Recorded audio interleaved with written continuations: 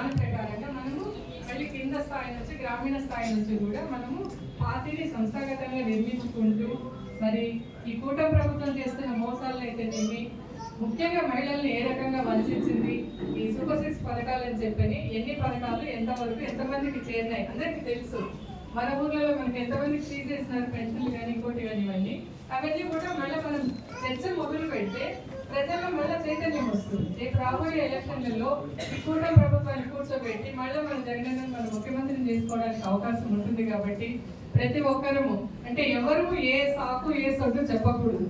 ఇది మన పార్టీ, మన కోసం మనం పోరాడుతున్నాము అని నిశ్చయం చేసుకొని గట్టిగా పోరాడాలి. మరి కేసులు పెడుతున్నారు, పెన్షన్లు తీసేస్తారు, ఇవన్నీ అవైతే జరుగుతూ ఉన్నాయి. కేసులు పెట్టినా కూడా మనం ఎవరో భయపడాల్సిన అవసరం లేదు. లీగల్ సెల్ అనేది జగనన్న ఏర్పాటు చేసినారు. వాళ్ళు ఖచ్చితంగా మనకు హెల్ప్ చేస్తారు, మనతో పాటు ఉంటారు. మరి మీకు అందరికీ గ్రామీణ స్థాయి నుంచి మండల స్థాయిలో కానీ తాలూకా స్థాయిలో కానీ